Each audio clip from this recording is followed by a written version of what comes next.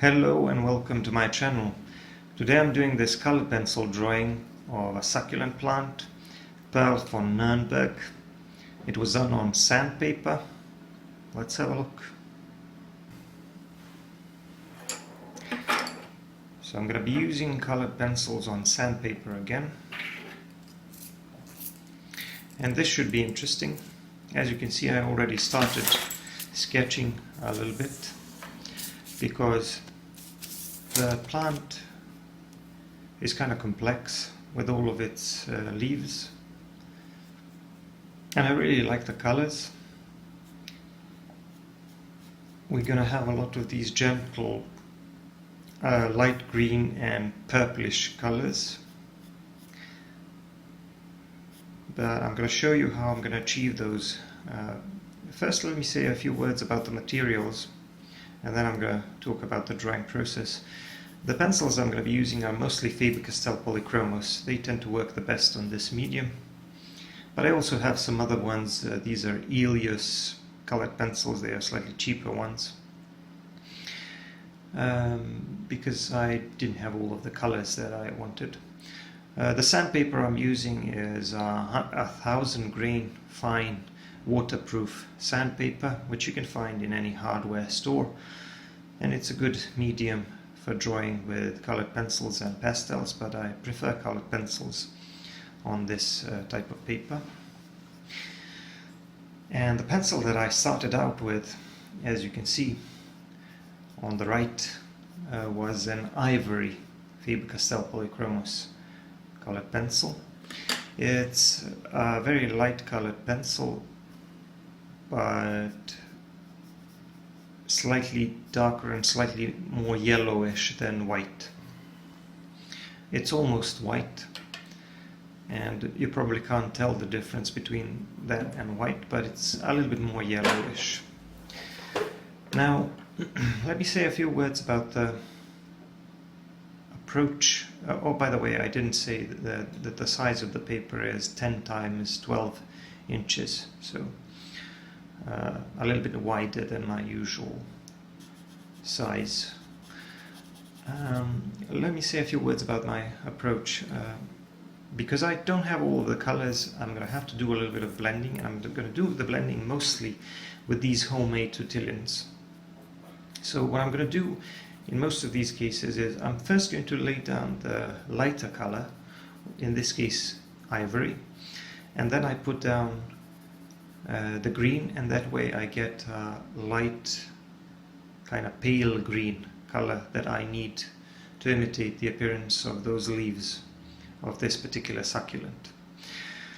And in between the leaves, I'm going to be using some darker colors, obviously, like a dark olive green or even a black or a purple color here and there. But I'm mostly going to be shading the leaves by blending a lighter color and a darker color on top of it. But I'm going to be putting the lighter color first, so that once I put the darker color on top, it ends up being a little bit duller and a little bit lighter. So that's going to be my approach when drawing and shading all of these leaves. And I'm going to be adding all sorts of colors to them and mixing them, because sandpaper is kind of easy to layer. It's easy to put layers on sandpaper, and colored pencils behave very much like pastel pencils when you use them on sandpaper. If you want to use like a higher quality artistic sanded paper, you can try UArt, or that's very similar to what I'm using right now. Or you can try to make your own sanded paper by applying clear gesso over regular drawing paper or watercolor paper, and that will produce the kind of texture that you need to work with colored pencils and pastel pencils. The reason why I prefer colored pencils is because I can do with them almost everything that I can do with pastel pencils, because they're so easy to layer and blend on sandpaper and cover large areas as well. and they also allow you to work from dark to light, which is not something that you can normally do on regular paper. But the reason why I prefer them is that they are not quite as messy, and they stick to the surface of the paper a bit more, so no fixative is really needed. You can use a little bit of fixative, but it doesn't smudge as much as pastels do.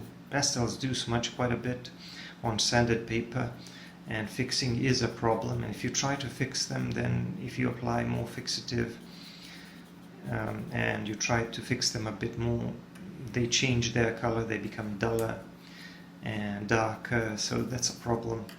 With colored pencils, that's a little bit less of a problem, because they already have some binders in them, and they stick to the paper a little bit more. And that's especially the case with these Faber Castell Polychromos ones, because they are oil-based pastels, and once you apply them to the sandpaper, they kind of stick a little bit better. They can be smudged to a certain degree, but it's not as bad. You can get away without using any type of fixative. I may spray it a little bit. Now you can see as I've moved lower or closer to the center of the plant, I started adding some other tones like pinkish or purplish tones. And of course the edge of all of these leaves is always a little bit lighter, so I'm going to try to do those either with an ivory or with a white colored pencil. As for the composition and my choice of the subject, the composition is very simple. I decided to put this lovely succulent plant in a wooden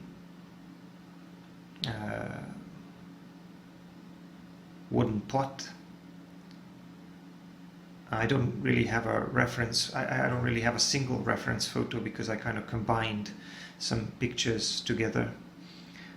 I put together this succulent with this pot that I liked, and I'm just going to put the succulent and the pot in the middle of the paper and do a little bit of shading by adding a bit of shadow under the pot, so that it doesn't look like it's hanging in midair.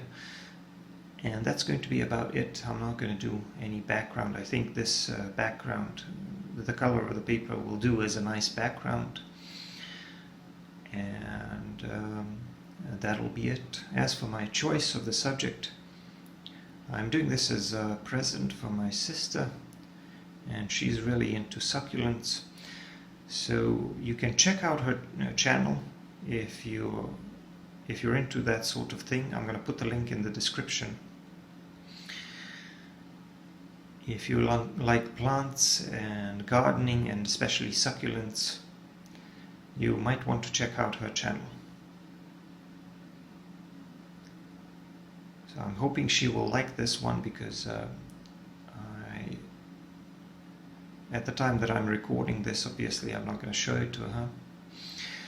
So I'm going to be using a number of different pencils, and I'm going to be layering them to get the colors that I like. As you can see, there's going to be some sort of a transition from this light green to the light or pale purplish color towards the center. Those are normally the colors that you have with this type of a succulent. I just really liked those gentle colors and the shape of this particular plant.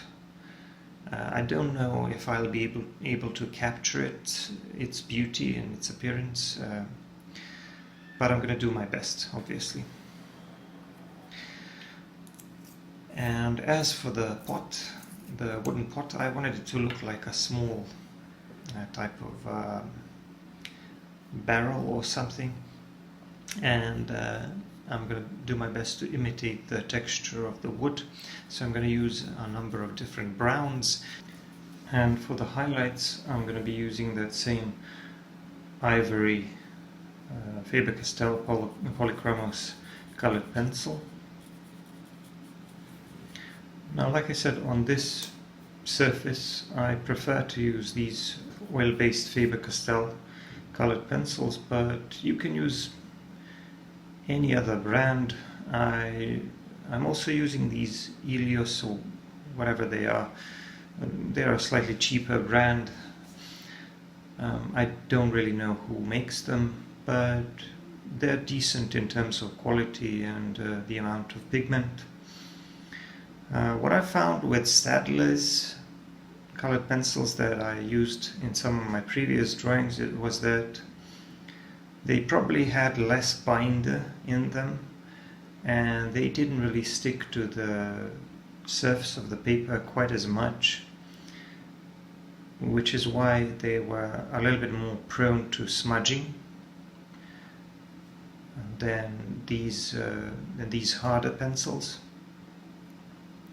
So I eventually decided to use mostly Faber Castells when drawing on sandpaper. And I have to tell you, I can't stress this enough. Some people have tried it, and I encourage you to do so if you haven't already. Drawing on sanded paper with colored pencils is a completely different experience. So if you ever tried colored pencils and you didn't like some things about them, like for example the fact that it takes forever to cover an area of the paper, and they don't blend at all, and they have their limitations, but when you try them on sanded paper, it's a completely different feeling. It's much more enjoyable, in my opinion. And if you want to work on white paper, if you don't want to use sanded paper, I think you can buy one of those clear gessos. Like for example, I heard a lot of good things about Liquitex clear gesso, and that produces a nice textured surface that feels like sanded paper and also works really well with colored pencils. But this sandpaper really works well for me, and it's a very sturdy and durable medium. Doesn't bend, doesn't crumple really, and it's waterproof, so it's fairly archival as well. If you want to create something that will last a longer time. So I did that middle part, as you can see, and one of the interesting things was that for the outer leaves of the plant, for the highlights, I mostly used an ivory color pencil, and as I moved closer to the center of the plant, I mostly used just pure white for those highlights, because the colors are a little bit cooler as you go further towards that center, and they get just a little bit warmer further away. And I'm going to do the same thing with the main colors, so the color is purplish around the center and gradually becoming a little bit warmer and a little bit more green towards the edges, if you want to call those edges. So I'm moving on with the lower part of the plant, and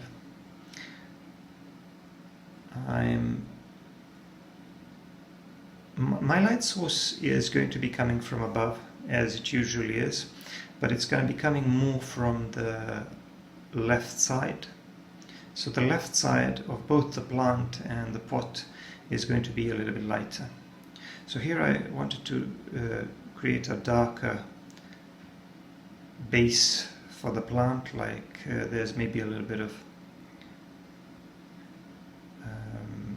ground or dirt there, soil, whatever you want to call it. I don't know the exact terminology.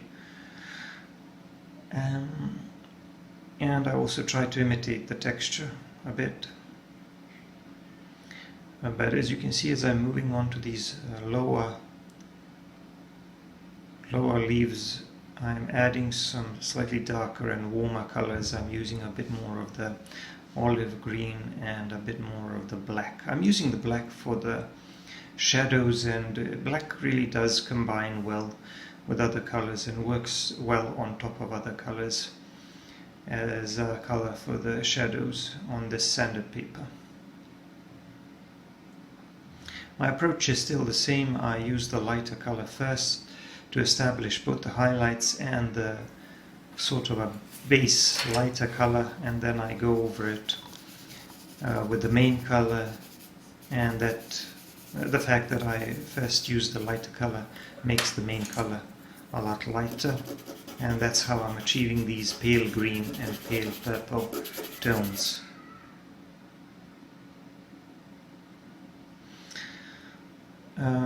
And of course I'm doing almost all of the blending with tortillons, but I always like to have, when I work with colored pencils on this medium, I like to have a number of tortillons at hand so that I can use them with different colors so that they don't mix.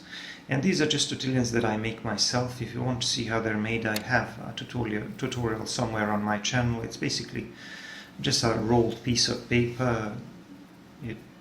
It takes a little bit of practice, but it's really not that difficult to make, and they work really, really well on sandpaper for some reason.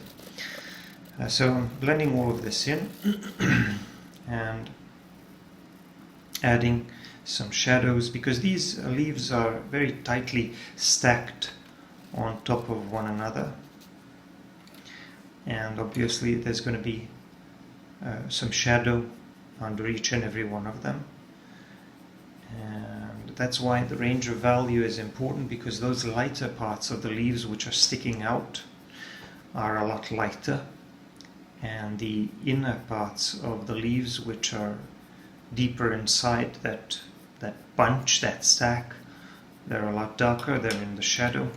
And as you can see, I'm adding more and more shadow on the right side, because the right side is going to be a little bit darker.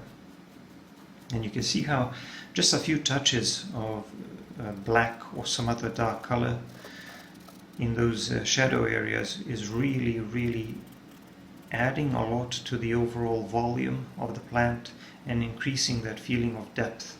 So that way it really feels like the top part or the middle part of the plant is sticking out towards us, and like the outer leaves of the plant are sticking out and are getting more light because they're closer to us and closer to the light source, while the other parts which are deeper inside the plant are a lot darker because they're facing away and they're further away from the light source.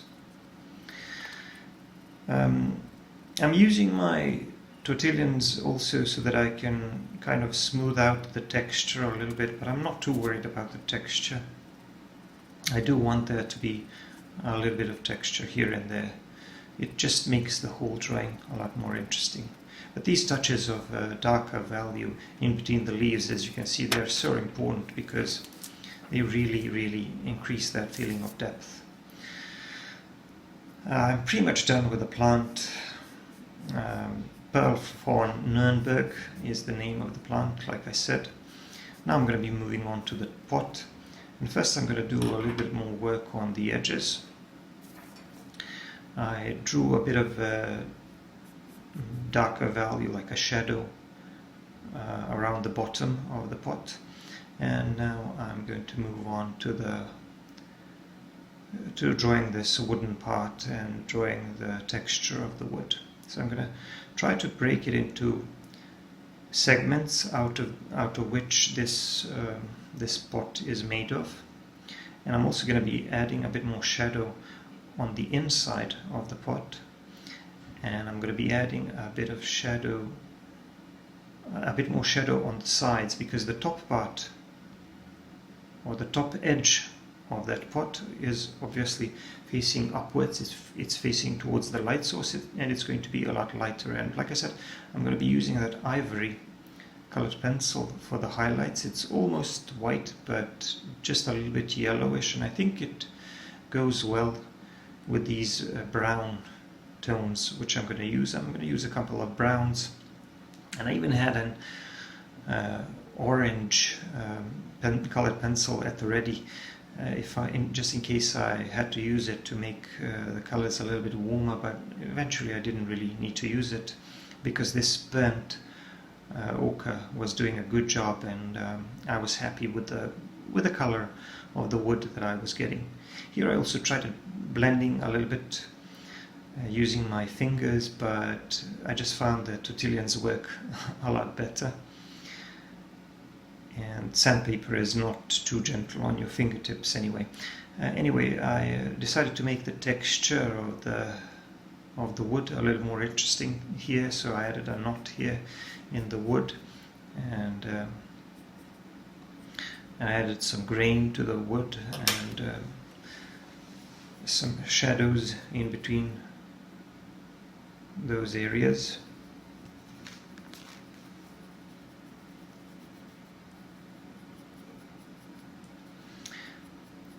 And I'm just trying to use a combination of these lighter browns and darker browns to create a nice texture and to create more of a 3D look, like you can feel like it's a rough surface.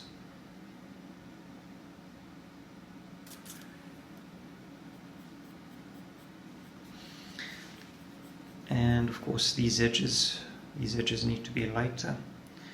And I really like the contrast, and I like how the highlights in the lighter areas stand out against the background, as well as against the darker areas or the shadow areas of my drawing.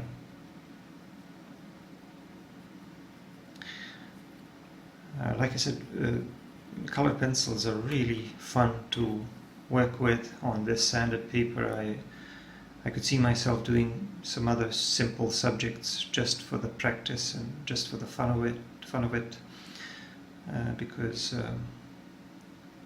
it's a lot easier and it's a lot quicker to cover and shade larger areas of paper than it is on regular paper. But of course here I picked a complex subject. I compressed this video into a half-an-hour narrated video, but the whole drawing process was about 2 hours, I think, or just under 2 hours. I think it was actually a little bit over 2 hours, so it doesn't really take too much to draw something like this, but obviously the plant, because of all of its leaves and the shadows, was the most complex part. This texture of the wood, surprisingly, was not the most difficult part, even though it looks also very detailed and very realistic. But the thing about the wood is that you can allow yourself to improvise and just go with the flow, and it's easier to create something that looks realistic without actually putting too much effort into worrying about every single detail and whether it's just like your reference photo. Obviously I ignored my references at times and just sort of improvised and approximated in order to get everything to look as I wanted it. So I'm moving on. I'm just working on the grain of the wood here, adding some more lines, some more texture, making everything more 3D and more interesting. And I'm moving on to the right side of that pot, and I'm going to be adding some darker tones there, because like I said, that's going to be my shadow side, and I'm adding some more soil under the leaves there, and adding highlights using that ivory, always going back, adding some highlights in between the darker areas, and trying to make sure that my highlights are consistent with the light source, which, like I said, is coming from above and more from the left. So as long as you shade, keeping that in mind, your drawing will look very realistic regardless of all the smaller details. I think the larger relationships between lighter and darker values are obviously more important. I'm also using a black colored pencil to go in between these darker areas, these places where the pieces of the pot are joined. Obviously that's there's a deeper crack in there that needs a little bit more shadow, And I'm just putting down some finishing touches, making sure that the left side of the plant is a little bit lighter and that the right side is a bit darker, and that the right side of the pot is also a little bit darker. And now I'm going to tackle drawing this shadow under the pot. The shadow doesn't need to be perfect, it just needs to be sort of realistic enough so that I can make this look like an actual pot which is resting on some sort of a surface, like a floor or something.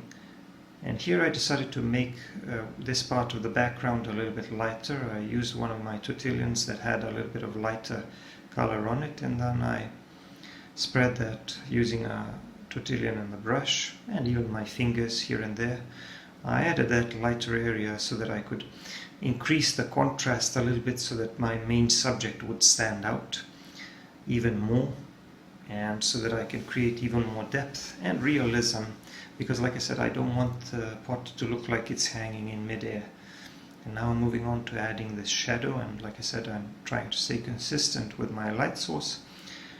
I added the shadow on the right, and I'm just sort of fading the edges a little bit, softening that with a soft brush. But I'm going to be adding a bit more value closer to the pot where needed, and around the bottom of the pot, until I get it to look nice and realistic. The drawing is now done. I put my signature in the lower right part of the picture.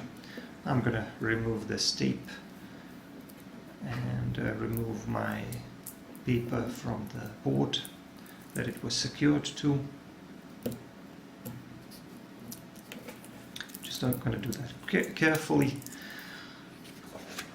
and it's slightly warped, but it's easy to fix. This paper is kind of soft, but it's very durable. And here it is. That's the finished drawing of this succulent plant. I hope you'll like this drawing and the drawing process. Don't forget to check out my other videos and subscribe. If you want to see longer videos, go to my Patreon. Thank you for watching, and I'll see you in the next one. Bye for now.